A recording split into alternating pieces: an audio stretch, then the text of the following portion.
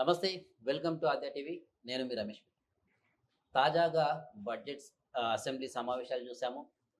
అలాగే అందులోని కాంగ్రెస్ పార్టీ వైఖరి కూడా చూసాము. కాంగ్రెస్ నేతలు కావచ్చు, ముఖ్యమంత్రి, ఉప ముఖ్యమంత్రి కావచ్చు, వాళ్ళు చేసిన వ్యాఖ్యలు చూసాము. అలాగే తాజాగా ఏదైతే జాబ్ క్యాలెండర్ రిలీజ్ చేశారో దాని గురించి కూడా చూస్తున్నాము. ఇది ఏంటి? అయినా కూడా నిరసన వ్యక్తమవుతుంది. రాష్ట్ర ప్రజల నుంచి కావచ్చు, నిరుద్యోగుల నుంచి కావచ్చు. ఓవైపు మహిళా నేతల్ని కించపరిచే విధంగా మాట్లాడడం, బయట నిరుద్యోగులు, విద్యార్థులు ఎవరైనా నిరసన తెలిపితే వాళ్ళ మీదకి లాఠీ గురిపించడం, ఇవన్నీ చూస్తుంటే అసలు ఏమవుతుంది రాష్ట్రంలో? అసలు పాలన ఏ విధంగా ఉంది? అసలు ముందు ముందు ఎలా ఉండబోతుంది? దీనిపైన మనతో చర్చించడానికి BRS spoke person doctor Kethireddy Vasudeva Reddy గారు మనతో పాటు ఉన్నారు ఇవాళ. ఆయన అడిగి తెలుసుకుందాం అసలు ఏంటి కాంగ్రెస్ తీరు ఎలా ఉండబోతుంది, రీసెంట్ జరిగిన ఇష్యూస్ మీద ఆయన ఒపీనియన్ ఎట్లా ఉంటుందని తెలుసుకుందాం. ఫస్ట్ ఆఫ్ ఆల్ వెల్కమ్ చేద్దాం. అన్న నమస్తే. నమస్తే భయ్యా. చూస్తున్నారు, కాంగ్రెస్ పాలన మొదలై ఒక దాదాపు 8 నెలలు పూర్తవుతుంది. రీసెంట్గా బడ్జెట్ సమావేశాలు కూడా జరిగినాయి. అది ఎట్లుందంటే అటాకింగ్ మోడ్లో వీళ్ళు ఉంటున్నారు. సమాధానాలు చెప్పాల్సిన ప్రభుత్వం ఓపికగా ఏదేదో వ్యాఖ్యలు చేస్తూ మీరు చూసే ఉంటారు, ఫాలో అప్ అయి ఉంటారు. ఏంది అసలు దీని మీద మీ అభిప్రాయం ఏంది? అసలు కాంగ్రెస్ పార్టీ కావాలని ఏం చేస్తుందని బీఆర్ఎస్ పార్టీ అంటుంది, లేదు బీఆర్ఎస్ఏ చేసిందని కాంగ్రెస్ పార్టీ వర్గాలు చెప్తున్నాయి. అసలు ఎవరు డైవర్షన్ పాలిటిక్స్కి స్టార్ట్ పెట్టిర్రు? అసలు అసెంబ్లీ హుందాతనం ఇదేనా? మీకు అదేవిధంగా ఆద్య టీవీ ప్రేక్షకులందరికీ కూడా నమస్కారాలు. ముఖ్యంగా ఈ యొక్క దాదాపుగా 1 వీక్ పైగా జరిగిన అసెంబ్లీ సమావేశాలలో ఒక్కరోజు నిజంగా ఈ యొక్క రాష్ట్ర ప్రజల సమస్యల పైన ఒక విలువైన సమయం అసెంబ్లీ అంటే. ఆ విలువైన సమయాన్ని ఈ రాష్ట్ర ప్రజల గురించి ఒక ప్రతిపక్ష పార్టీగా బీఆర్ఎస్ డెఫినెట్లీగా ప్రజల సమస్యలను ప్రభుత్వం దృష్టికి తీసుకెళ్తుంది. దానికి సమాధానం చెప్పవలసిన మంత్రులే ట్రెజరీ బెంచ్లో కూర్చున్న వాళ్ళు ఓపికగా మాట్లాడకుండా వారు కూడా కౌంటర్లు ఇచ్చు. అంటే ఎంతసేపు ఈ మొత్తం అసెంబ్లీ సమావేశాలలో నేను గమనించింది అయితే రమేష్ గారు, మొత్తానికి గత ప్రభుత్వ వైఫల్యాన్ని ఎత్తి చూపాలి, గత కేసీఆర్ గారు ముఖ్యమంత్రిగా ఉన్న సమయంలో తీసుకొచ్చిన పథకాలను ఎత్తేయాలి, లేకపోతే అవి ఫెయిల్యూర్ అని చెప్పడానికి మాత్రమే కనిపించింది తప్పితే ఎక్కడ కూడా ఈ ప్రభుత్వం ఇప్పుడు ఎంతసేపు పక్కన మీద పడి ఏడవడం కాదు. ఈ ప్రభుత్వం ఏం చేస్తుంది అనేది ఇలా 1 నెల 2 నెలలు కాదు, 8 నెలలు అయిపోతా ఉన్నది, పూర్తయింది. సో ఈ మేము ఏం చేస్తాం, భవిష్యత్తుకి ఈ రాష్ట్రం ఏ విధంగా ముందుకు తీసుకెళ్తామనే యొక్క దాంట్లో ఈ అసెంబ్లీ సమావేశాలు ఎక్కడ కూడా కనిపించలేదు. రెండవది రమేష్ గారు, అసెంబ్లీలో ఏం మాట్లాడతారు? పద్ధతుల మీద మాట్లాడాలి. చాలామంది గమనించిండ్రు. బడ్జెట్ ద్రవ్య వినిమయ బిల్లు మీద BRS party working president KTR గారు దాదాపుగా గంటన్నర మాట్లాడాడు. గంటన్నర ఏకధాటిగా పాయింట్ టు పాయింట్ పర్టికులర్గా లెక్కలతో సహా మాట్లాడిన సందర్భంగా దానికి సమాధానం చెప్పేసి దమ్ము లేక కాంగ్రెస్ పార్టీ నాయకులలో, ఇది ఒకవేళ శ్రీధర్ బాబు గారో లేకపోతే బట్టి విక్రమార్క గారో దానికి సమాధానం చెప్తే బాగా పోదు. ఎందుకంటే కేటీఆర్ గారు మాట్లాడింది ప్రజల్లోకి బాగా విపరీతంగా పోయింది, అంటే మంచిగా పోయింది. వారు మాట్లాడిన తీరు అద్భుతంగా. గత బీఆర్ఎస్ ప్రభుత్వం ఎలాంటి కార్యక్రమాలు చేసింది, ఇప్పుడు 8 నెలల కాలంలో కాంగ్రెస్ ప్రభుత్వం వచ్చి బడ్జెట్లో దేనికి ఎంత పెట్టింది, ఎంత పెట్టలేదు అనే వాటిని కాంగ్రెస్ ప్రభుత్వ వైఫల్యాలని చెప్పిండు. ఆనాటి బీఆర్ఎస్ ప్రభుత్వం తీసుకొచ్చిన స్కీమ్లను కూడా వివరించడం జరిగింది సందర్భాన్ని బట్టి. సో ఇది బాగా పోయిందని చెప్పి వీరెవరు మాట్లాడినా మళ్ళీ కౌంటర్ ఉండదని చెప్పి ముఖ్యమంత్రి గారే బయట నుంచి అంటే అంతకంత ముందు ఆఫీసులో కూర్చున్నట్టున్నది. ఈ చర్చ చూసి కేటీఆర్ గారికి కౌంటర్ చేయడానికి వారే స్వయంగా అసెంబ్లీలోకి వచ్చి అక్కడ అసందర్భంగా, అసలు సందర్భమే లేదు, అసందర్భంగా మాట్లాడుతూ కేటీఆర్ గారు మాట్లాడిన తీరు ప్రశంసిస్తూనే, కానీ మీరు కొంతమంది నాయకులను నమ్ముకున్నారు, అందులో ముఖ్యంగా మీ అనుకున్న మహిళా సోదరి మనల్ని నమ్ముకున్నారు, వాళ్ళని నమ్ముకుంటే మీరు నట్టెట్ట మునుగుతారు, అక్కలను నమ్ముకుంటే అని చెప్పిండు. అసలు ఆ సందర్భం ఎందుకు వచ్చిందండి? నీకు అక్కలైనా స్వీపింగ్ కామెంట్ చేశారు, వెనక కూర్చొనేమన్నా ఈ ప్రభుత్వాన్ని ముఖ్యమంత్రి గారిని స్వీపింగ్ కామెంట్స్ కూడా చేయలేదు కదా, మరి ఏం అనలే కదా. అననప్పుడు నువ్వు వారి గురించి మాట్లాడడం ఎట్లా, అసందర్భంగా ఎట్లా మాట్లాడతారు ఒక రాష్ట్ర ముఖ్యమంత్రి? ఇష్యూ మొత్తం డైవర్ట్ అయిపోయింది. ఇక దీంట్లో గమ్మత్తు ఏంటంటే రమేష్ గారు, ముఖ్యమంత్రి గారు మాట్లాడినాక కౌంటర్గా ఎవరైతే మీరు కామెంట్ చేసిన మహిళకు బైక్ ఇవ్వకుండా ప్లస్ Right. వీళ్ళ పార్టీలకు సంబంధించిన మంత్రి గారు సోదరిమణి సీతక్క గారు మాట్లాడుతూ మిమ్మల్ని మోసమని ఎందుకన్నారంటే మిమ్మల్ని మోసగాళ్ళు వెనుక కూర్చున్న వాళ్ళని ఎందుకన్నారంటే మన పార్టీ నాయకులను ఎప్పుడు వస్తారా అని ఎదురు చూస్తూ ఉన్నారు. బీఆర్ఎస్ పార్టీలోకి వెళ్ళి ఎమ్మెల్యేని ఎప్పుడు కొనుక్కపోవాలన్నా ఎప్పుడు వస్తారా ఎవరిని తీసుకుపోవాలని ప్రయత్నం చేస్తూ ఉన్నారు. ఆ ప్రయత్నంలో భాగంగా మీ పార్టీలో కూడా కొంతమందిని అడిగినాం, వస్తా అన్నారు, రాలేదు, అందుకనే మోసగాళ్ళు అన్నారని చెప్పి సీతక్క స్వయంగా ఒక అసెంబ్లీలో మాట్లాడింది. అది చర్చ పెడతలేరు వాస్తవంగా. సీతక్క గారు దాని మీద సమాధానం చెప్పాల్సిన ముఖ్యమంత్రి గారు దాన్ని డైవర్ట్ చేసి నన్ను పార్టీలకు తీసుకొచ్చింది కానీ నేను ఎంపీగా ఉన్నప్పుడు నాకు సపోర్ట్ చేయలేదు, నన్ను విడిచిపెట్టిపోయిందని మొత్తం విషయాన్ని చర్చను డైవర్షన్ చేసి అసలు విషయాలు చర్చకు రాకుండా అనవసర విషయాలను చర్చకు తీసుకొచ్చిందే కాంగ్రెస్ ప్రభుత్వం. అంటే కాంగ్రెస్ తరపు నుంచి ఎటువంటి వాదన వినిపిస్తుందంటే సబితా ఇంద్రారెడ్డి చేసింది నిజం కాబట్టే మేము అన్నాము, అయినా మీరెందుకు దాన్ని అంత హైలైట్ చేస్తారు, సబితా ఇంద్రారెడ్డి గారి పేరు కూడా తీయలేం కదా మేము అని వాళ్ళు అట్లా ఒకటి అట్లా అంటే మరి కేటీఆర్ గారు వెనక కూర్చున్న మహిళలు ఎవరండి? వాళ్ళే ఇద్దరు ఉన్నారు కదా, ముగ్గురు ఉన్నారు. బీఆర్ఎస్ పార్టీలో ఎమ్మెల్యేలు ముగ్గురు ఉన్నారు, మహిళా ఎమ్మెల్యేలు. ఆ ముగ్గురే కదా, ఆ ముగ్గురులో మీరు ఇద్దరిని టార్గెట్ చేసి మాట్లాడారు. 10 మంది ఉంటేనన్నా 10 మంది ఉంటాను ఎవరు అనుకుందరు, మీరు ముగ్గురు అన్నట్టే కదా. చెప్పకనే చెప్పినావు కదా, దాంట్లో దాపరికం ఏముంటుంది? నేను పేరు అనలేదు కదా, పేరు అనకుండా నువ్వు సమాధానం ఎందుకు చెప్పినావు? మరి నన్ను మోసం చేసింది, నన్ను పార్టీలకు తీసుకొచ్చింది ఆ అక్కనే కానీ నేను ఎంపీగా పోటీ చేసినప్పుడు నన్ను ఇడిచిపెట్టిపోయి బీఆర్ఎస్లకు పోయిందని నువ్వెందుకు చెప్పినావు? ఆ అక్క గురించి కాదు, ఇంకో అక్క గురించి కూడా చెప్పినావు కదా. ఇంకో అక్క ప్రచారానికి పోతే నా మీద కేసులు పెట్టించింది, బీఆర్ఎస్ పార్టీలకు పోయి కమిషన్ చైర్మన్ తీసుకున్నది నువ్వే చెప్పినావు కదా. మరి నువ్వు పేరే తీసుకున్నప్పుడు వాళ్ళ గురించి నువ్వు పదవుల గురించి ఎందుకు మాట్లాడినావు? ఆ పదవులు చేసింది వాళ్ళే కదా. సో నువ్వు పార్టీ ఫిరాయింపుల గురించే మాట్లాడుకుంటే నిజంగా ఆ యొక్క నైతిక అర్హత ఈ రాష్ట్ర ముఖ్యమంత్రికి ఉన్నదండి? నువ్వు కదా రేవంత్ రెడ్డి గారు ఎన్నికల ముందు ఏం చెప్పినావు? ఒక పార్టీ నుంచి గెలిచి ఇంకో పార్టీకి పోతే గుండుకిచ్చి గాడి మీద ఊరేగించాలని చెప్పినావు. నువ్వు చెప్పులతో రాళ్లతో కొట్టాలని చెప్పిండు. పార్టీ ఫిరాయింపులు చేస్తే చెప్పులతో రాళ్లతో కొట్టాలని చెప్పిన నువ్వు ఇవాళ అంగట్లో సరుకు లెక్క అడ్డంగా బీఆర్ఎస్ పార్టీ ఎమ్మెల్యేలను తీసుకుపోతూ స్వయంగా ఇండ్లకి పోయి నువ్వు ప్రజాపాలన గాలికి వదిలేసి ప్రజలు ఎన్నుకున్న ప్రజాప్రతినిధులను కొనుక్కోవడానికి నీ సమయాన్ని వెచ్చించి వారి ఇళ్లలోకి పోయి బతలాడుకుంటూ బామాడుకుంటూ నువ్వు రావాలి లేకపోతే నా పదవి పోయేటట్టున్నదని అభద్రతా భావానికి వచ్చింది ఈ రాష్ట్ర ముఖ్యమంత్రి. అసలు ఇప్పుడు కూడా ఒక డౌటు, నిన్న 12 గంటలకు ఏదో పోయిండట అమెరికా పర్యటన వేయండు. మరి ఎన్ని పెట్టుబడులతో ఏమో తెలియదు కానీ పెట్టుబడులను స్వాగతించడం కోసం ఆకర్షించడం కోసం రాష్ట్రానికి పెట్టుబడులు లేవనికే పోతున్నాడు అనేది సమాచారం, బయట సమాచారం అదే. కానీ ఇంటర్నల్గా నడుస్తున్నది ఏంది వాళ్ళ పార్టీలా? నువ్వు పెట్టుబడుల కోసం విదేశాలకు పోతే మీ దాంట్లోనే డిఫరెంట్ మంత్రులు డిఫరెంట్గా మాట్లాడుతున్నాడు. మొన్ననే చిట్చాట్లో రాజు మన వెంకటరెడ్డి గారు మాట్లాడారు, ముఖ్యమంత్రి పోతే నేను ఉన్నా చూసుకునడానికని, ఈ రాష్ట్రాన్ని చూసుకోవడానికి నేను ఉన్నా అంటే మరి అది ఏ విధంగా మాట్లాడిండు, ఎందుకు మాట్లాడిండు? మరి ఈయన ఏమన్నా మాట్లాడు అన్నాడా? సో ఈయన వేరంగా ఏం జరుగుతుంది రాష్ట్రంలో అనేది కూడా వేచి చూడాలి. వీళ్ళకే గ్యారెంటీ లేదు. రెండోది, ఇప్పుడు మనం అసెంబ్లీ గురించి మాట్లాడుతున్నాం కాబట్టి అసెంబ్లీకి సంబంధించి ఎట్లా అసలు ఆ చర్చ అర్థవంతరంగా చర్చ చేయకుండా అనవసరమైన విషయాలను చర్చకు తీసుకొచ్చి అసెంబ్లీ ముగించే రోజు ఎంత అధ్వానం అండి. ఎమ్మెల్యేలను సముదాయించాల్సిన ముఖ్యమంత్రి గారు, సముదాయించాల్సిన స్పీకర్ గారు మాట్లాడకుండా ఉండుకుంటూ వీళ్ళని టార్గెట్ చేస్తూ మాట్లాడడం, అంటే బీఆర్ఎస్ ఎమ్మెల్యేలను టార్గెట్ చేస్తూ మాట్లాడడం. నేను అన్ని విషయాలు చెప్పాను, ఒక్కటి చెప్తా ఎగ్జాంపుల్. నేను ఒక్క ఎగ్జాంపుల్ చెప్తా. బీఆర్ఎస్ పార్టీలో గెలిచి కాంగ్రెస్కి పోయిన దానం నాగేందర్ గారు ఏం మాట్లాడుతున్నారండి అసెంబ్లీలో? ఒక శాసనసభ్యునిగా ఉండి ఒక సీనియర్ నాయకుడు సభా గౌరవ మర్యాదలను కాపాడవలసిన సభ్యులే, దట్టు ఆ యొక్క సమావేశంలో ముఖ్యమంత్రి గారు స్వయంగా కూర్చున్నాడు, స్పీకర్ చైర్లో ఆసీనులు అయిండు. అనవసర విషయాలు మాట్లాడితే మీరు మైక్ బంద్ చేస్తారు కదా, మైక్ కట్టు కావాలి కదా. అనవసర విషయాలు మాట్లాడితే మీరు ప్రజల సమస్యల గురించి స్పందించిన కేటీఆర్ గారు కావచ్చు, హరీష్ రావు గారు కావచ్చు, లేకపోతే విద్యుత్ శాఖ మాజీ మంత్రి జగదీష్ రెడ్డి గారు కావచ్చు, లేకపోతే మా పార్టీ బీఆర్ఎస్ పార్టీ సభ్యులు కావచ్చు, మాట్లాడితే నువ్వు వెంటనే మైక్ కట్ చేస్తావు కదా.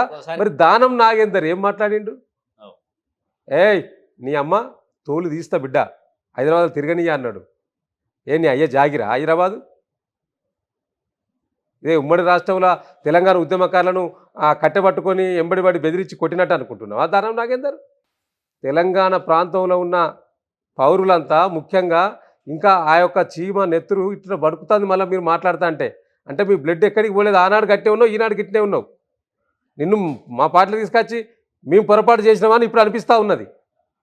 రైట్. ఈ 10 ఏళ్ల నీ కాలంలో నీ నీ పరిస్థితి చూస్తా అంటే నువ్వు ఏం మాట్లాడుతూ ఒక ఎమ్మెల్యేని పట్టుకొని నువ్వు మాట్లాడితే అక్కడ ముఖ్యమంత్రి గారు దాన్ని తప్పని చెప్పొద్దా? Right. Leader of the speaker గారు హౌస్. లీడర్ ఆఫ్ హౌస్ ఉన్న నా సభానాయకుడు మాట్లాడద్దా? లేదా స్పీకర్ గారు మైక్ కట్ చేయొద్దా? ప్రోత్సహించడం, బెదిరించేటోళ్ళు ఉంటే దీనికంటే ముందు సంఘటన కూడా ఒక రాష్ట్ర ముఖ్యమంత్రి గారు మాట్లాడిన తర్వాత విద్యుత్ శాఖ మాజీ మంత్రి జగదీష్ రెడ్డి మీద మన రాజగోపాల్ రెడ్డి గారు అవును. వెంకటరెడ్డి గారు మాట్లాడతారు, వారికి మైక్ ఇవ్వండి అని చెప్పిండు ముఖ్యమంత్రి గారు స్వయంగా. అంటే ఒక పర్సనల్గా తీసుకొని వారు పర్సనల్ ఇష్యూని టార్గెట్ చేస్తూ ఒక అసెంబ్లీలో మాట్లాడి ఇవే అండి అసెంబ్లీలో మాట్లాడాల్సిన అంశాలు. అంటే ఒక ఫార్మేట్ అనేది లేదు అక్కడ. No format. వాళ్ళకి కావాల్సింది ఏంటంటే గత ప్రభుత్వాన్ని నిందించాలి, అసలు విషయాలను చర్చకు రాకుండా. వాళ్ళకు సబ్జెక్ట్ లేదండి. ఫస్ట్ సబ్జెక్ట్ ఉంటే ఆ సబ్జెక్టు సమాధానం చెప్తారు. ఆ సబ్జెక్టును దాటవేయడానికి ఏదో ఒకటి ముందుకు తీసుకొస్తా ఉన్నారు. ఇదో బీఆర్ఎస్ పార్టీ సభ్యులు సబ్జెక్ట్ మీద మాట్లాడుతూ ప్రజల సమస్యలను బ్రహ్మాండంగా శాసనసభలో మాట్లాడుతాం. అసలు అసెంబ్లీ పెట్టింది ఎందుకు? ప్రజా సమస్యలు వినిపించుకోవడానికే కదా. ఇక్కడ ప్రజా సమస్యలు లేవు. కాంగ్రెస్ సమస్యలను ఎప్పటికప్పుడు చెప్తా ఉంటాడు, దాన్ని టార్గెట్ చేస్తూ మాట్లాడుతూ బీఆర్ఎస్ పార్టీ నాయకులను టార్గెట్ చేస్తూ మాట్లాడడం తప్పితే ఇంకా వేరే లేదు. సో కాబట్టి ఇలా అసెంబ్లీ సమావేశాలు మొత్తం కనుక మనం పరిగణలోకి తీసుకుంటే ఓవరాల్గా ఒక సభ్య సమాజం, ముఖ్యంగా పరిజ్ఞానం ఉన్న ఏ నాయకుడైనా అసెంబ్లీ సమావేశం చూసినట్టు తలదించుకునే పరిస్థితి. అరే గిట్లాంటి ఒక అపరిచితుని రాష్ట్ర ముఖ్యమంత్రిగా ఎన్నుకున్నామా? ఎప్పుడేం మాట్లాడుతారో ఆయనకు తెలియదు. నేను అపరిచితుడు ఎందుకంటా ఉన్నానంటే ఎన్నికల ముందు మాట్లాడిన వాగ్దానాలు ఇప్పుడు చెప్తలేడు కదా, అంటే మర్చిపోయిండు. ఆ లెక్కలు కూడా పొందనండి. లెక్కల పొంతన ఉండదు. నువ్వు చివరిలో ఏం చెప్పినావు? నిరుద్యోగులకు జాబ్ క్యాలెండర్ రిలీజ్ చేసినావు. ముఖ్యమైన ఇష్యూ ఇది. ఇప్పుడు నిరుద్యోగులకు జాబ్ క్యాలెండర్ రిలీజ్ చేసినావు. నువ్వు ఎన్నికల ముందు ఏం చెప్పినావు? ఎన్నికల ముందు పెద్ద ఎత్తున కూడా ప్రతి పత్రిక యాడ్స్ ఇచ్చుకున్నారు. ఈ యాడ్స్ కింద మనం గమనించాల్సింది రమేష్ గారు, 2 సంతకాలు ఉంటాయి. ఒకటి ఆనాటి పిసిసి అధ్యక్షుడిగా ఉన్న రేవంత్ రెడ్డిది, ఆనాటి మన బట్టి విక్రమార్క గారిది. 2 సంతకాలు పెట్టించారు, ఇట్లా యాడ్స్ ఇచ్చిర్రు. అంటే గ్యారంటీగా మేము సంవత్సరంలో 2 లక్షల ఉద్యోగాలను ప్రకటిస్తామని చెప్పి ఇవ్వడమే కాకుండా ఏ రోజు ఏ ఎగ్జామ్ ఇస్తామని నువ్వు యాడ్స్ ఇచ్చింది నువ్వే కదా అన్నాడు. మరి నువ్వు ఇవాళ జాబ్ క్యాలెండర్ రిలీజ్ చేస్తే అదొక చిత్తు కాగితం లెక్క. దాని మీద ఎవరి సంతకం ఉండదు. డీటీపీ మనం కంప్యూటర్లో పోయి డీటీపీ చేసి పలానా రోజు పలానా డేట్ అన్నట్టు, పలానా నవంబర్లో పలానా ఎగ్జామ్ పెడతాం, పలానా అక్టోబర్లో పలానా ఎగ్జామ్ పెడతాం. దాని షార్టిటీ ఏంది? ఇంకా ఏంటంటే ఆ జాబ్ క్యాలెండర్ కి ఒక చట్టబద్ధత కూడా లేదు. ఎందుకంటే ఒక బిల్లు పెట్టి ఆమోదం పొందాలి. డెఫినెట్లీ ఇప్పుడు ఆ జాబ్ క్యాలెండర్ చట్టబద్ధత లేదు. పోనీ ఆ జాబ్ క్యాలెండర్లో ఉన్న ఈ రాష్ట్ర సీఎస్ సంతకం ఉన్నదా, లేకపోతే ఎడ్యుకేషన్ మినిస్టర్ సంతకం ఉన్నదా, రాష్ట్ర ముఖ్యమంత్రి సంతకం ఉన్నదా, పోనీ ఉప ముఖ్యమంత్రి అని సంతకం ఇచ్చిండా? ఇది గ్యారంటీగా ఇస్తున్నావు. నువ్వు ఏం చెప్పినావు? ఈ ప్రెషర్ తట్టుకోలేక, ఉన్న ప్రెషర్ తట్టుకోలేక రేపు లోకల్ బాడీ ఎన్నికలు రాబోతూ ఉన్నాయి కాబట్టి ఈ లోకల్ బాడీ ఎన్నికల్లో మళ్ళీ ఈ యూత్, ముఖ్యంగా నిరుద్యోగులు తల్లిదండ్రులు మళ్ళీ మార్చేమన్నా బీఆర్ఎస్ పార్టీ వైపు ఇంకో పార్టీ వైపు ఓట్లు వేయిస్తారేమని భయం కొద్దీ ఆ భయానికి ఒక కాగితాన్ని, తెల్ల కాగితాన్ని తీసుకొచ్చి ఇట్లా ముందర చూపించాడు అంతే. ఇది ఇవాళ మీరు చూపించడం కాదు, అంతకన్నా ముందు మీరు మేనిఫెస్టోలో పెట్టుకున్నారు.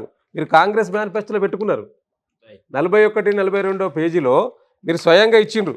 41, 42 పేజీలో ఇది కాంగ్రెస్ మేనిఫెస్టో. 41, 42 క్యాలెండర్లో జాబ్ క్యాలెండర్ గురించి చెప్పి రానాడు. దీంట్లో ఏం చెప్పిండ్రంటే ఆ రాజు గ్రూప్ నియామకాలు ఎప్పుడు ఇస్తాం, తర్వాత గ్రూప్ 2 నియామకాలు ఎప్పుడు ఇస్తాం, గ్రూప్ 3 నియామకాలు ఎప్పుడు పెడతామని డేట్లతో సహా ఇచ్చారు. ఇలా మీరు ఇచ్చిన జాబ్ క్యాలెండర్ కూడా గదే ఉన్నది. గది కాదు కోరుకున్నది నిరుద్యోగులు.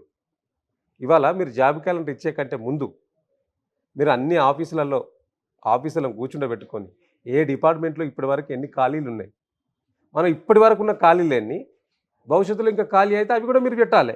ప్రజెంట్ సిచ్యువేషన్ ఈ డిపార్ట్మెంట్లో ఇన్ని ఖాళీలు ఉన్నాయి, ఇంకా ఇవి పెరగవచ్చు, ఆ టైం వరకు పెరగవచ్చు. ఇంకొకటి చాలా ఇంపార్టెంట్ అంశం ఏంటి అంటే జాబ్ క్యాలెండర్ పెట్టింది. నువ్వు కొత్త ఉద్యోగాల కోసం బడ్జెట్లో పైసలే పెట్టకపోతే కదా నువ్వు ఎట్లా ఉద్యోగాలు నింపుతావు? కొత్త ఉద్యోగాల నియామకానికి దానికి ఎంతో కొంత నువ్వు బడ్జెట్ కేటాయించలే కదా. బడ్జెట్ నిల్లు కదా, బడ్జెటే కేటాయించలేదు, ప్రస్తావన రాలేదు. నువ్వు కొత్త నియామకాల కోసం అదేవిధంగా ఈ రాష్ట్రంలో ఉన్న ఉద్యోగుల కోసం పిఆర్సీలు 4 పెండింగ్ ఉన్నాయి. ఆ 4 పెండింగ్లకు సంబంధించి కూడా నువ్వు బడ్జెటే కేటాయించకపోతివి, నువ్వు జాబ్ క్యాలెండర్ పెట్టే లాభం అంటే ఎవరి మోసం చేస్తా ఉన్నావు?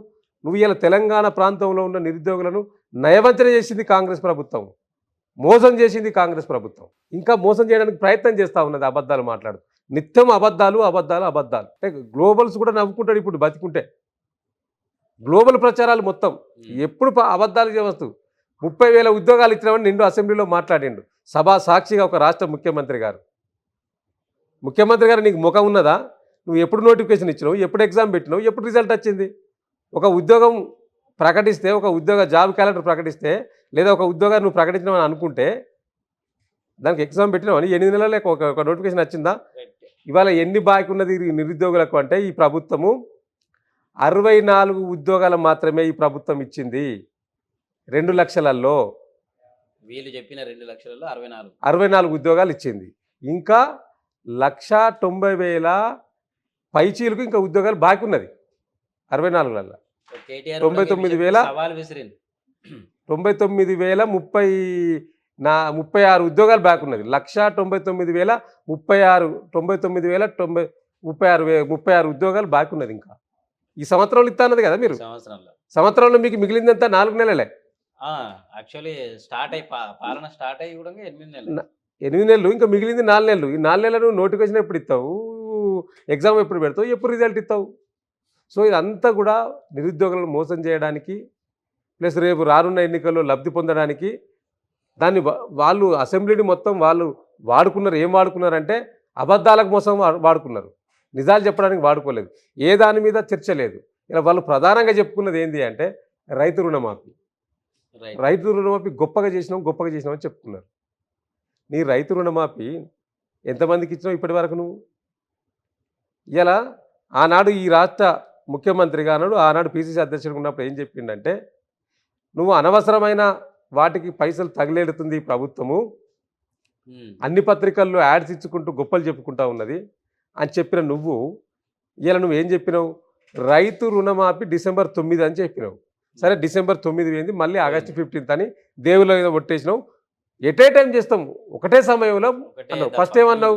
46,000 కోట్లు అన్నావు. తర్వాత ఏమన్నావు? 26,000 అన్నావు. తర్వాత 31,000కి వచ్చింది.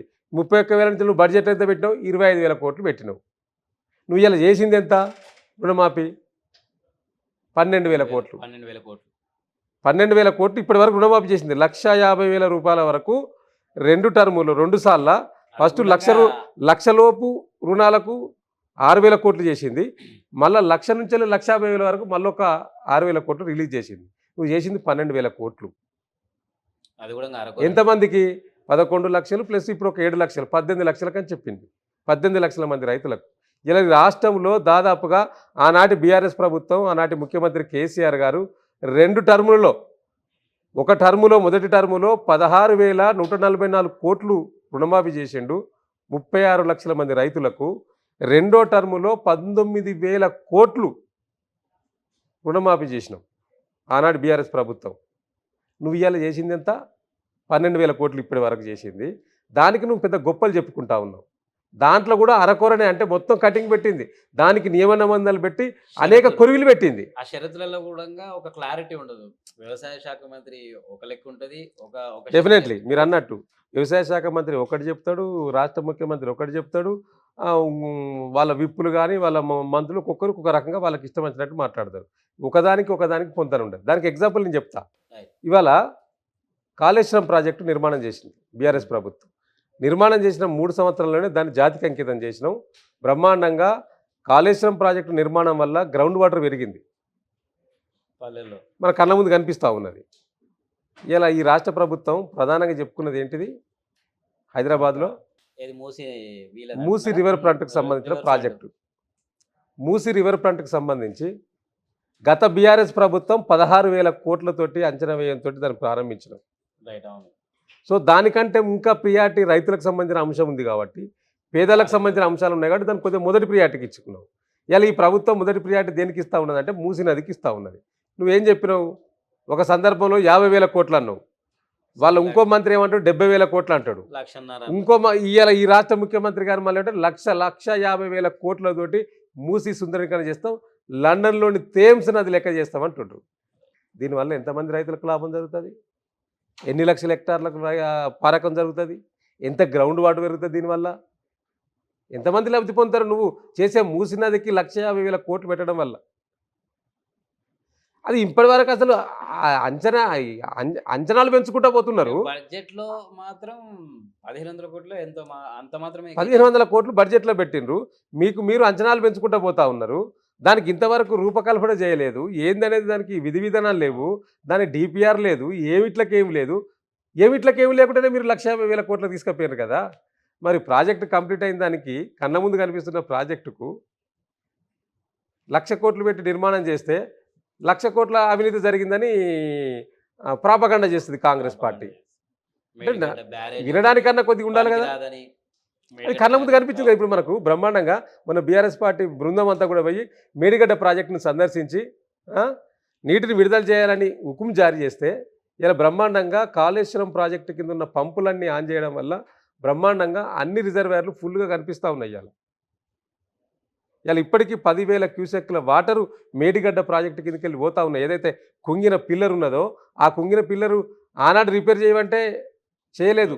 పెద్ద ఎత్తున కూడా బీఆర్ఎస్ పార్టీ రైతుల పక్షాన పోరాటం చేస్తే దిగివచ్చి ఇలా గ్రౌండింగ్ చేయడం వల్ల, సీపేజ్ చేయడం వల్ల, రిపేర్ చేయడం వల్ల ఇలా బ్రహ్మాండంగా మేడిగడ్డ ప్రాజెక్టు కిందకి నీళ్లు పోతున్నాయి.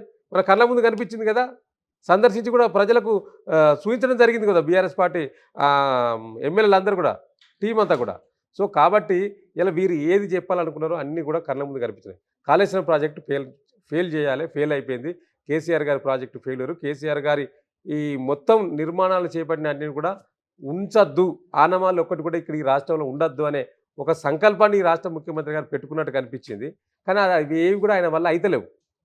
రైట్. ఆనవాళ్ళు మీరు అంటే ఈ కొద్దిగా పాత విషయమే, అంటే రీసెంట్ ఆనవాళ్ళు అంటే గుర్తుకొచ్చింది. అటు బీఆర్ఎస్ కావచ్చు లేదా ఉద్యమ ఆనవాళ్ళు కావచ్చు.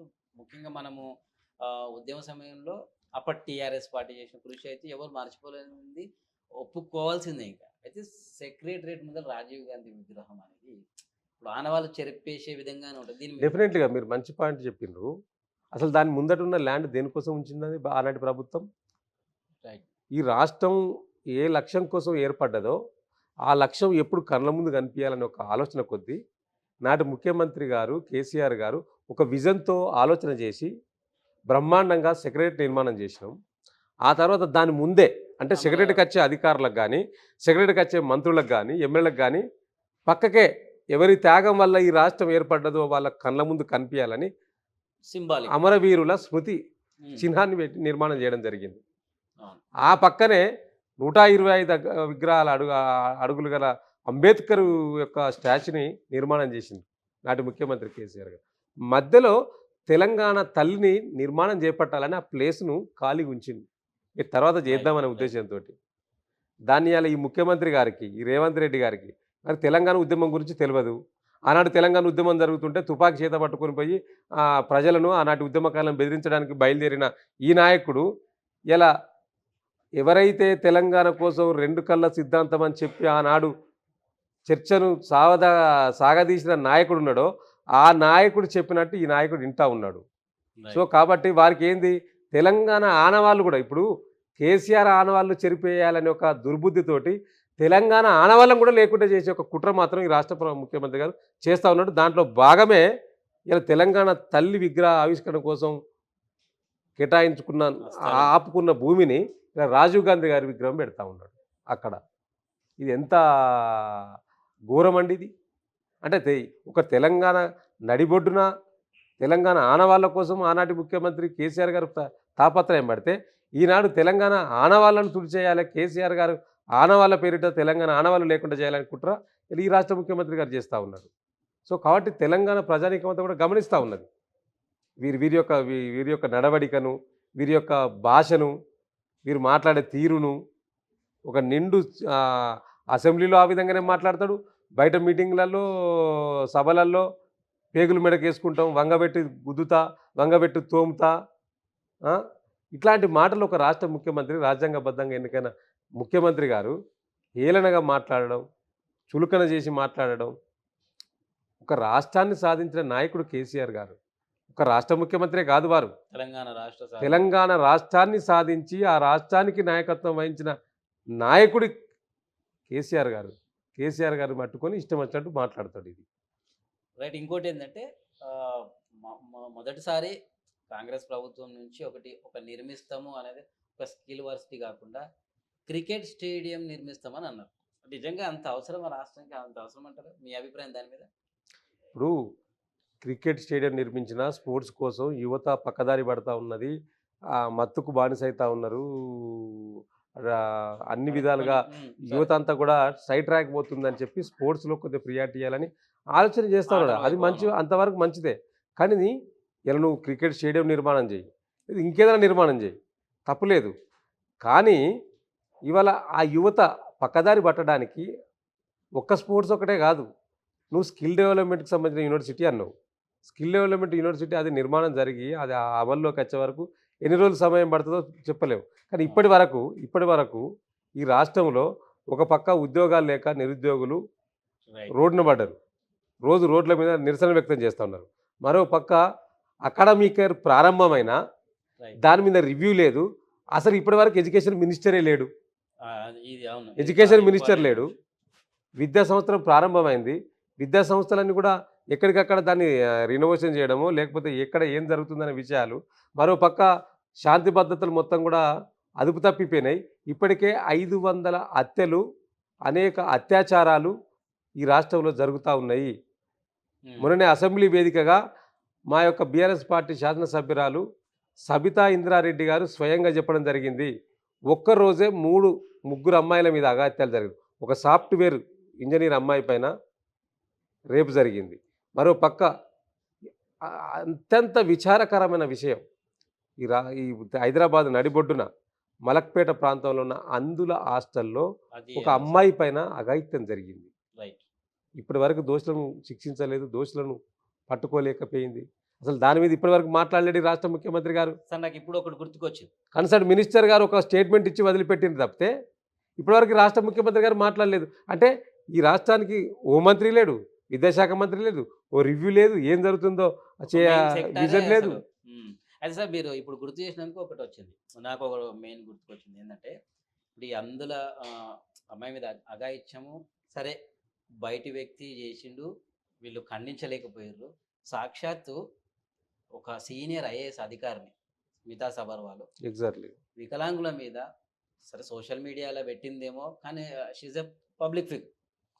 అయితే తన వ్యూస్ మాత్రం పెట్టకుండా కొద్ది హేళనతో దాని మీద పెద్ద ఎత్తున వికలాంగులు అందరూ పోరాడు. ఒక్క సస్పెన్షన్ కానీ లేదా కనీసం ఒక వార్నింగ్ ఇష్యూ కూడా లేదు. దీని మీద ఏమంటారు? అది అత్యంత బాధాకరం. అంటే ఒక రాష్ట్రంలో గత బీఆర్ఎస్ ప్రభుత్వంలో కూడా ముఖ్యమంత్రి గారికి సెక్రటరీగా చేసింది ఐఏఎస్ స్మితా సబర్వాల్ గారు. వారు ఒక సందర్భంలో మాట్లాడుతూ ఒక ట్వీట్ చేసింది, ఐఏఎస్కు ఐపీఎస్లో ఎట్లాగూ లేవు, ఐఏఎస్కు సివిల్ సర్వెంట్స్కు దివ్యాంగులు అర్హత అవసరమా అనే ఒక విధంగా వారు ఒక ట్వీట్ చేసిండ్రు. సో పైలట్ కానీ ఇట్లాంటి వాటికి కానీ అవసరమా అని ఒక ట్వీట్ చేసిండ్రు. అత్యంత బాధాకరం ఏంటంటే ఒక ఐఏఎస్ ఆఫీసర్ అండి, ఉన్నతమైన పదవిలో ఉండి అవకాశాలు తీసుకొని ఈ సమాజంలో బాధ్యత గల ఆఫీసర్గా ఉన్న తను కూడా ఆ మాటలు మాట్లాడిన తీరును మొత్తం సభ్య సమాజం అంతా కూడా వ్యతిరేకించింది. కానీ కట్టసి ఉన్న ప్రతి ఒక్కరు కూడా తప్పు అని నేను, ఎందుకంటే అడ్మినిస్ట్రేషన్ చేయడానికి నీకు ఫిజికల్ యాక్టివిటీ అవసరం లేదండి, మెంటల్ యాక్టివిటీ చాలా ఇంపార్టెంట్. ఆ విషయం తనకు తెలియదు. మరి తెలియక మాట్లాడిందా తెలిసి మాట్లాడిందా మనం అర్థం చేసుకోవాలి. క్లియర్ కనబడుతుంది. అంటే నీకు ఐఏఎస్ అంటే ఆర్మీలో అయితే తీసుకుంటారా? అదే కదా, ఇప్పుడు పైలట్ కానీ ఆర్మీ కానీ అది ఫిజికల్ యాక్టివిటీ, ఫిజికల్గా చేయాల్సిన యాక్టివిటీ. ఇలా అడ్మినిస్ట్రేషన్ అనేది మెంటల్గా చేయాల్సిన యాక్టివిటీ. మెంటల్ ఆలోచన విధానం, ఆలోచనతోటే కదా నువ్వు ఒక అడ్మినిస్ట్రేషన్ చేయాలంటే, ఒక వ్యవస్థను నడపాలంటే ఆలోచన కావాలి. ఆలోచనకు కాలుకు చేయికి సంబంధం లేదు. ఇప్పుడు ఎవరు ఎట్లా పుట్టాలనేది దేవుడు నిర్ణయిస్తాడు. అంటే వారికి హక్కులు లేవా? వారికి భారత రాజ్యాంగం హక్కులు కల్పించలేదా? ఆ హక్కుల ప్రకారమే కదా ఇలా వారంతా కూడా ముందుకు పోయి ఇలా హైదరాబాద్లో ఇరా సింగల్ అని ఉన్నది, ఐఏఎస్ టాపర్ అయింది. ఆమె ఇలా ఢిల్లీలో పనిచేస్తూ ఉన్నది ఇరా సింగల్ గారు. ప్రజ్ఞస్ పాటిల్ అని అందురాలు, అనంతపురం సబ్ కలెక్టర్గా చేసింది మొన్నటి వరకు. IAS officer. వీరంతా నడిపిస్తలేరా? బ్రహ్మాండంగా నడిపిస్తూ ఉంటారు ఐఏఎస్ ఆఫీసర్గా వారికి ఇచ్చిన అవకాశాలను. అంటే మీరు ఎట్లా తక్కువ చేసి మాట్లాడతారు? ఒక వర్గం గురించి ఒక ఐఏఎస్ ఆఫీసర్గా ఉన్న సందర్భంలో మాట్లాడితే కనీసం ఈ రాష్ట్ర ప్రభుత్వం అట్లా మాట్లాడడం సరికాదని చెప్పి దాన్ని వెనకకి తీసుకోమని చెప్పి కూడా చెప్పే పరిస్థితి కూడా లేదు. అంటే ఈ ప్రభుత్వంలో ఉన్న పెద్దలకు, పరిపాలించే నాయకులు ఎవరైతే ఉన్నారో వారికి ఎక్కడ కూడా అవగాహన లేదండి.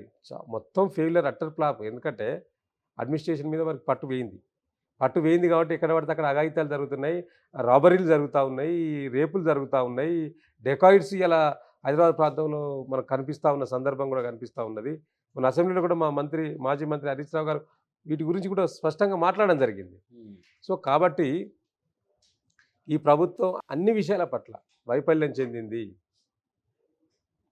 ఇప్పటికైనా ఈ రాష్ట్ర ముఖ్యమంత్రి గారు పెట్టుబడుల కోసం వేయండి. ఇవాళ ఈ పెట్టుబడులు కొత్తగా తీసుకొస్తున్నా ఉన్నాడా?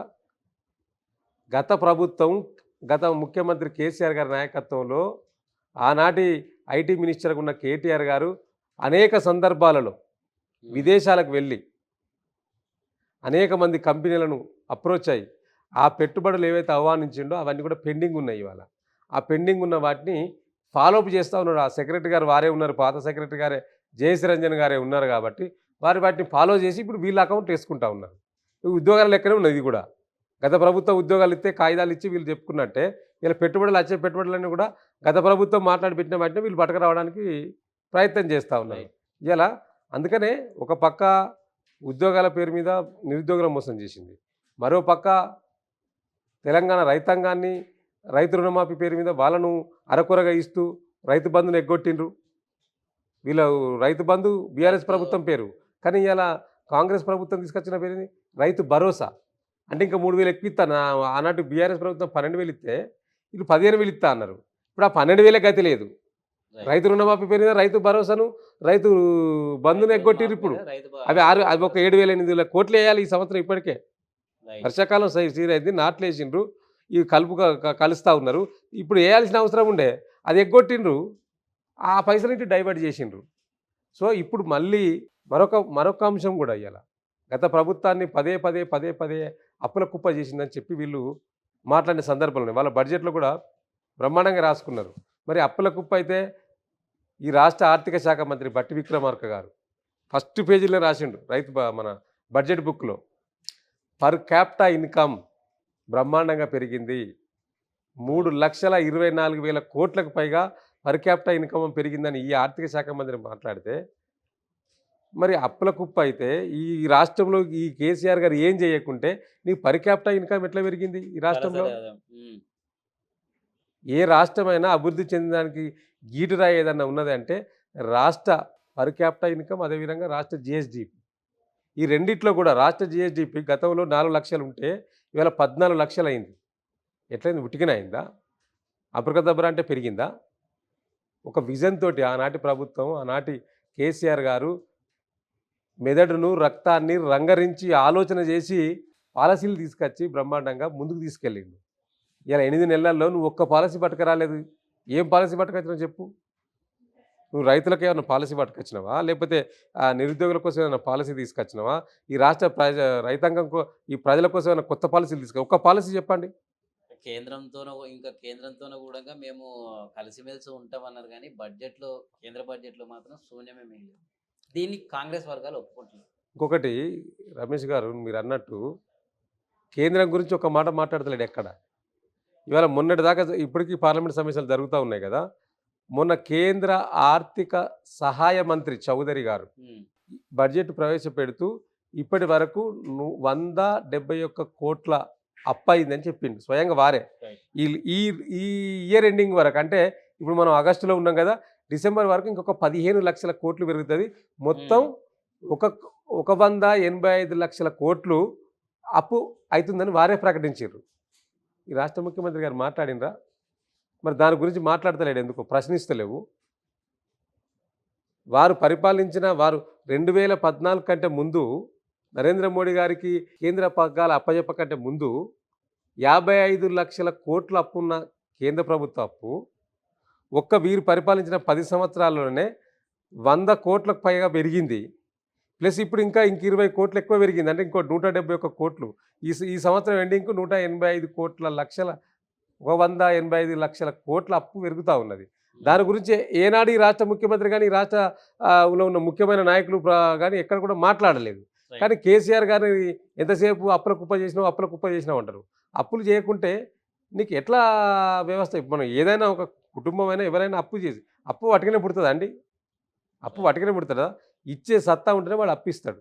అప్పు కూడా ఎఫ్ఆర్‌బిఎంకు పరిమితికి లోబడే ఏ రాష్ట్ర ప్రభుత్వం అయినా అప్పులు తీసుకొస్తది. మరి అట్లా మాట్లాడుకుంటే ఈ కాంగ్రెస్ ప్రభుత్వం వచ్చిన 8 నెలల్లో ఇప్పటి వరకు 45,000 కోట్లు అప్పు చేసింది. ఇప్పటి వరకు నౌ ప్రెజెంట్ ఇప్పటి వరకు 8 నెలల కాలంలోనే 8 నెలల కాలంలోనే 35,000 నుంచి వెళ్ళి 45,000 కోట్ల అప్పు తీసుకొచ్చింది. మరి నువ్వు 45,000 కోట్లు అంటే ఇంకా 4 నెలలు ఉన్నది. ఇంకొక 40,000 కోట్లు తీసుకొస్తే సంవత్సరానికి 1,00,000 అంటే నువ్వు పరిపాలించడం అయిపోయే వరకు ఎన్ని లక్షల కోట్లు తీసుకొస్తావు అప్పు? నువ్వు ఈ యొక్క రాష్ట్ర ఆదాయాన్ని పెంచే మార్గాల గురించి ఈ రాష్ట్ర ప్రభుత్వం ఆలోచన చేస్తలేదు. రాష్ట్ర ఆదాయాన్ని పెంచడం ఎట్లా అనే ఆలోచన చేస్తలేదు. అన్ని తప్పుల తడకల లెక్కలు బడ్జెట్‌లో పెట్టినాయన్నీ కూడా. ఎక్కడ కూడా సరైన సంఖ్యా విధానం పెట్టలేదు. ఇలా కేంద్ర గ్రాంట్ కూడా గతంలో 9 నుంచి 10,000 కోట్లు వస్తుందని బీఆర్ఎస్ ప్రభుత్వం బడ్జెట్‌లో పెడితే ఇలా కాంగ్రెస్ ప్రభుత్వం బడ్జెట్‌లో 21,000 కోట్లు గ్రాంట్ వస్తుందని చెప్పింది. ఆనాడు వీళ్ళు ఏం విమర్శించిండ్రు? నువ్వు పెట్టిన 10,000 కోట్లే ఇప్పటి వరకు గ్రాంటీన్ ఎయిడ్ అని ఇస్తుంది కేంద్ర ప్రభుత్వం. ఆ గ్రాంటీన్ ఎయిడ్ కింద 10,000 కోట్లే గతంలో రాలేదు. ఇప్పుడు నీకు 21,000 కోట్లు ఎక్కడ చెల్లుతాయి? రాలేదు కదా. ఇవాళ నువ్వు అంత గొప్పగా చెప్పుకున్నావు కదా.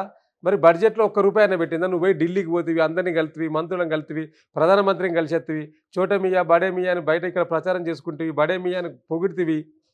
మరి కేంద్రం గుండు సున్న పెట్టే మన గురించి మాట్లాడకపోయా బడ్జెట్లో. ఒక్క రూపాయి ఇవ్వకపోయా. మరి ఒక విధంగా సపోర్ట్ అంటే మొన్నటి కేంద్ర బడ్జెట్ గురించి మనం మాట్లాడుకుంటే ఆ బడ్జెట్ కేంద్రానికి సంబంధించిందిగా కనిపించలేదు. ఒక 2-3 రాష్ట్రాలకు సంబంధించిన బడ్జెట్గానే కనిపిస్తూ ఉన్నది. సో కాబట్టి ఇవాళ ఈ రాష్ట్రంలో ఉన్న 2 కేంద్ర మంత్రులు ఉన్నారు. ఇవాళకి 2 కేంద్ర మంత్రులు కూడా తెలంగాణ ప్రజలకు క్షమాపణ చెప్పాలి. బడ్జెట్లో ఇవ్వలేకపోయినా మేము తప్పిదం జరిగింది, రేపు భవిష్యత్తులో ఇంకెక్కువ మొత్తంలో పట్టుకొస్తాం ఫ్యూచర్లో అని చెప్పి మీరు చెప్పాలి. ఆ చెప్పడంలో కూడా ఇలా బీజేపీ నాయకులు కూడా వైఫల్యం చెందిండ్రు. నీకు 8 పార్లమెంట్ సభ్యుల సీట్లు ఇచ్చారు కదా, నీకొక 8 వాళ్ళకొక 8 ఇచ్చారు కదా. 8 16 తీసుకుపోయి మీరు చేసింది ఏంది? రాష్ట్రానికి ఇచ్చింది ఏంది? గుండు సున్నా. అందుకనే ఆ రోజు మా నాయకుడు చెప్పిండు కేసీఆర్ గారు, ఒక 10 మంది 15 మంది మీరు పార్లమెంట్ సభ్యులను ఇవ్వండి, కేంద్రంలో చక్రం తిప్పుతామన్నాడు. అంటే అందరూ నవ్వుకున్నారు. కేసీఆర్ ఇట్లా మాట్లాడతాడని. ఇలా కేసీఆర్ గారు చెప్పింది నిజం జరిగింది. ఢిల్లీలో 16 సీట్లున్న చంద్రబాబు నాయుడు చక్రం తిప్పుతా ఉన్నాడు. 12 సీట్లున్న నితీష్ కుమార్ చక్రం తిప్పుతా ఉన్నాడు బీహార్ నుంచి వెళ్ళి. నితీష్ కుమార్ 30,000 కోట్లు పట్టుకపోయిండు. ఇలా చంద్రబాబు నాయుడు 15,000 కోట్లు ప్రాజెక్టు కోసం పట్టుకపోతా ఉన్నాడు. ఇంకా 15,000 కోట్లు అవసరం అంటే ఇస్తా అని చెప్పి హామీ ఇచ్చింది. ఒక 15 మంది పార్లమెంట్ సభ్యులు ఇస్తేనే గట్ల చక్రం తిప్పినారు. మొన్నటి ఎంపీ ఎన్నికల్లో ఒక 10 మంది ఎంపీ సభ్యులను ఇస్తే ఇలా తెలంగాణ పరిస్థితి వేరుండు. నిధుల వరద కొట్టుకొని వచ్చేది.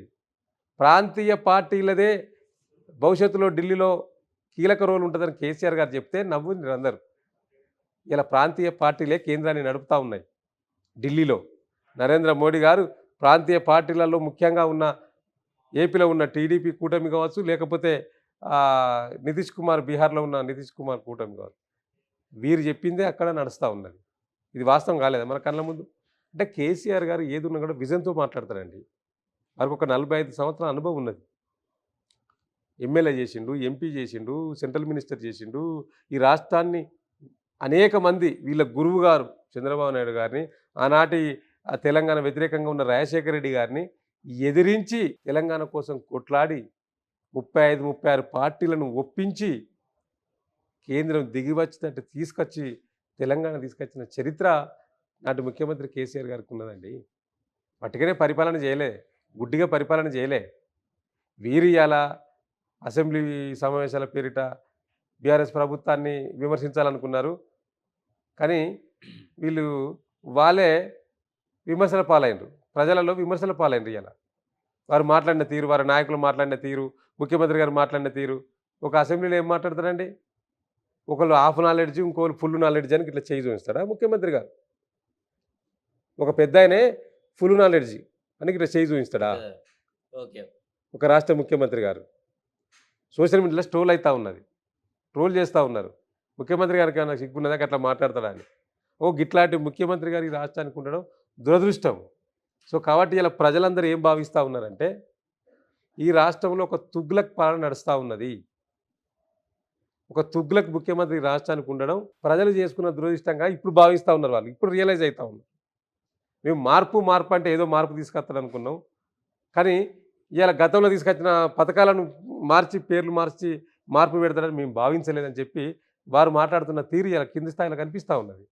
అయితే కాంగ్రెస్ సంబంధించి వాళ్ళేమంటారంటే బడ్జెట్ సమావేశాలను డిస్టర్బ్ చేయడం, డైవర్ట్ చేయడం కేవలం బీఆర్ఎస్ ప్లానే. అంటే ఎలాగో 2 ఎలక్షన్లో ఓడిపోయింది. ఇప్పుడు వచ్చే లోకల్ బాడీ ఎలక్షనే టార్గెట్గా అప్పుడన్న ప్రజలు గుర్తిస్తారేమో ఇట్లనే చేస్తే అనే ఆ ఒక సింపతి కోరుకోవడానికి, లేకపోతే గెయిన్ చేయడానికి మంచి మంచి పథకాలు మేము పెడుతున్నాము, ఇట్లా స్కిల్ వర్సిటీ ఓపెనింగ్లు కానీ రైతు రుణమాఫీని ఓర్చుకోలేక ఈ విధమైన నాటకాలు ఆడుతున్నారు, ఈ విధమైన డ్రామాలు ఆడుతున్నారని వాళ్ళు అంటున్నారు కాంగ్రెస్ పార్టీ. దీనికి మీరే? ఇప్పుడు రమేష్ గారు ఒక్క పథకం కొత్తది చెప్పండి వాళ్ళు తీసుకొచ్చింది. రైతు రుణమాఫీ ఇదేం కొత్త పథకం కాదు కదా. రైట్. మేము ఆనాటి ఇంతకుముందే చెప్పాను నేను లెక్కలు. ఆనాటి బీఆర్ఎస్ ప్రభుత్వంలో మొదటిసారి 16,000 కోట్లకు పైన, సెకండ్ సారి 19,000 కోట్లకు పైన రుణమాఫీ చేసినాం మేము ఆనాడు. ఇంకొంత ఒక 5-6 వేల కోట్లు ఉండే అలా ఎన్నికల కోర్టు చేయాలంటే మేము చేయలేకపోయినాం. అది కొత్త పథకం కాదు కదా మీరు తీసుకొచ్చింది. రైతు బంధు మేము ఇచ్చిందే మీరు ఇస్తలేరు, ఎగ్గొట్టిండ్రు. మీరు ఇచ్చిన ఏ పథకం కూడా మీరు 6 గ్యారంటీల పేరు మీద 13 అంశాలు ఇచ్చింది హామీ. మేము అడిగింది ఏంది? మీరు 100 రోజుల టైం అడిగింది మీరే. ఆ 100 రోజులు దాటింది. ఆ 6 గ్యారంటీలో ఉన్న 13 అంశాల సంగతి ఏమైంది? మీరు ఇస్తారన్న మహాలక్ష్మి పథకంలో ఇలా రాష్ట్రంలో ఉన్న 1,50,00,000 మంది ఆడబిడ్డలు ఎప్పుడు నెలకు 2,500 ఎత్తావా అని చెప్పి వాళ్ళు ఎదురు చూస్తూ ఉన్నారు. వాళ్ళ పరిస్థితి ఏంది? వాళ్ళు అడుగుతూ ఉన్నారు క్వశ్చన్ ఇలా గ్రౌండ్లో. నువ్వు ఆనాడేం చెప్పినావు ఎన్నికల ముందు? అవ్వా నీకెంత పెన్షన్ వస్తుంది? 2,000. ఇగో మా ప్రభుత్వం ఇందిరమ్మ రాజ్యం వస్తుంది, డిసెంబర్ 9 నుంచి 2,000 4,000 చేస్తామని చెప్పింది ఈ ముఖ్యమంత్రే కదా. మరి ఇలా 4,000 అయిందా? అది కూడా 6 గ్యారంటీల్లో భాగంగానే ఉన్నది కదా. 2,000 4,000 చేసినవా? చేయలేదు కదా. 4,000ను దివ్యాంగులకు 6,000 చేసినవా? చేయలేదు కదా. చదువుకున్న ప్రతి అమ్మాయికి స్కూటీ కొనిస్తున్నావా? జాబ్ కార్డు పేరు మీద 5 లక్షల విద్యా భరోసా కార్డు ఇస్తాను. ఇవి 100 రోజులే. నేను మిగతా అంటలేను. 420 హామీలు ఇచ్చిర్రు మీరు. 420 గురించి పక్కన పెట్టండి. మీరు 100 రోజుల్లో చేస్తాన్న 6 గ్యారంటీల్లో భాగమైన 13 అంశాల గురించే అంతే చెప్పేది, వేరే అంశం మాట్లాడతలేం. ఆ 13 అంశాలకు సంబంధించి మీరు బడ్జెట్లో ఏం కేటాయించారు? దేనికేం కేటాయించారు? పెన్షన్ గురించి ఒక నయా పైసా కేటాయించలేదు. అంటే పెన్షన్ ఇవ్వరు అని అర్థమైపోయింది. 2,000 4,000 చేస్తా అన్నారు మీరు డిసెంబర్ 9కే. ఇలా ఆగస్ట్ అయిపోయింది, 8 నెలలు అని దాని గురించి చర్చ లేదు. పోనీ ఈ సంవత్సరం అంతంలో ఎక్కడైనా చేస్తారా అంటే బడ్జెట్లో రూపాయి పెట్టలేదు. గుండు సున్నా. 4,000 పెన్షను వృద్ధులకు, వితంతువులకు, ఎయిడ్స్ పేషెంట్స్కు వీళ్ళందరికీ ఇస్తారన్న 2,000 4,000 గుండు సున్నా. అదేవిధంగా ఈ రాష్ట్రంలో ఉన్న 18 సంవత్సరాలు పైబడిన ఆడబిడ్డలు ఎవరైతే ఉన్నారో వారందరికీ 2,500 ఇస్తా అన్నారు. 6 గ్యారెంటీలో భాగమే అది కూడా. దానికి కూడా గుండు సున్నా, ₹1 కేటాయించలేదు. ఇవి కాకుండా రైతు భరోసా పేరు మీద 15,000 ఇస్తా అన్నావు. దానికి గుండు సున్నా, రూపాయి పెట్టలేదు. గతంలో ఇస్తా అన్న రైతు బంధు ఇస్తా అన్న 12,000కే గతి లేదు ఇప్పటి వరకు. ఆగస్ట్ వచ్చింది, దానికే గతి లేదు. ఇప్పుడు రైతు భరోసాకు 15,000 ఇవ్వాలి కదా, దానికి గుండు సున్నా.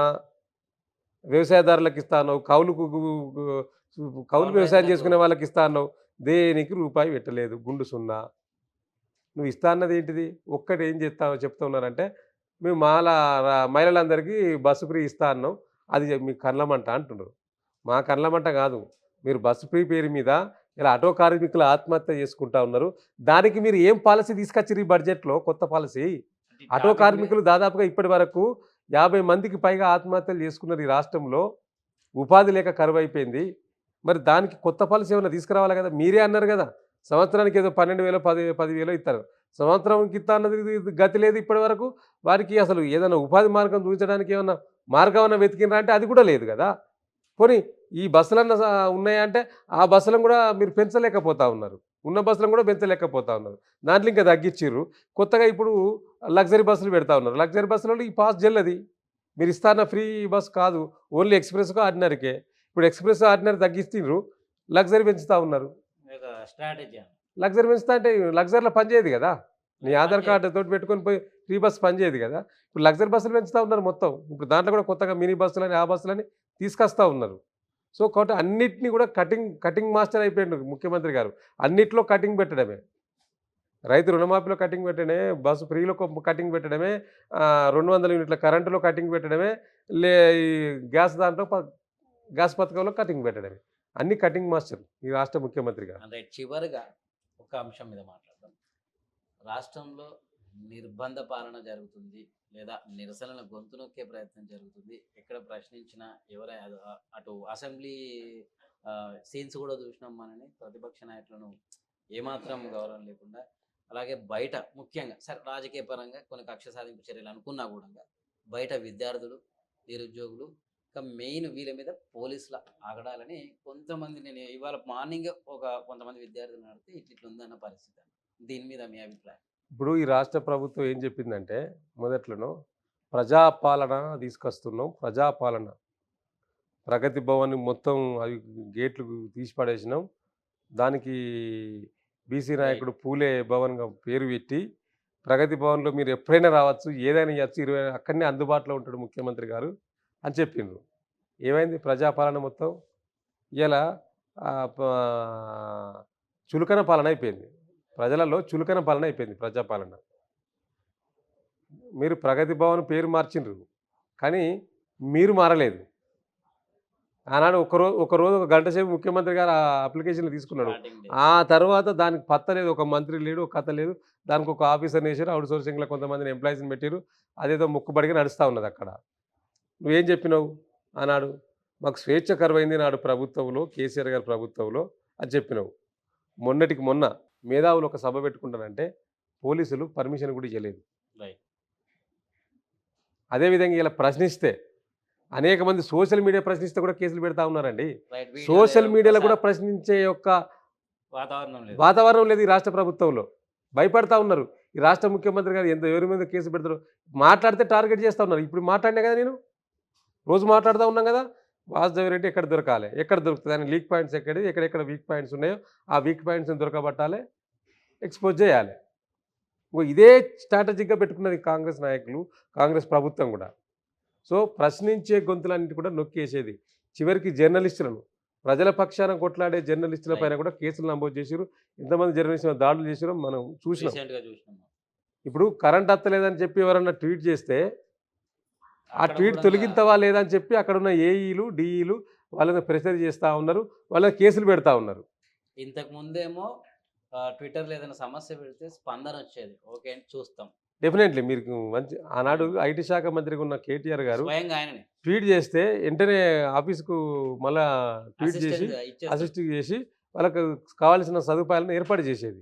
కానీ ఇలా ఈ ప్రభుత్వంలో ట్వీట్ చేస్తే, ప్రశ్నిస్తే గొంతు నొక్కడం, ప్రశ్నిస్తే జైలుకెళ్ళడం, కేసులు పెట్టడం, దబాయించడం, పోలీసులతోటి నెట్టివేయడం, కొట్టివేయడం, అక్రమంగా కేసులు బనాయించడం ఈ రాష్ట్ర ప్రభుత్వం చేస్తూ ఉన్నది. సో ఒక్క దాంట్లో కాదు, అన్నిట్లో వైఫల్యమే. ఈ ప్రభుత్వం ఈ 8 నెలల కాలంలో మొత్తం వైఫల్యాలే కనిపిస్తూ ఉన్నాయి కాబట్టి విజయాలు ఎక్కడ కనిపిస్తలేదు. Right sir. Okay. Thank you. మా స్టూడియోకి వచ్చి మీ వ్యూస్ థ్యాంక్ యూ అండి. Thank you very much. Right. మరి మరోసారి మరో లీడర్తో మీ ముందుకు వస్తాం. నమస్తే.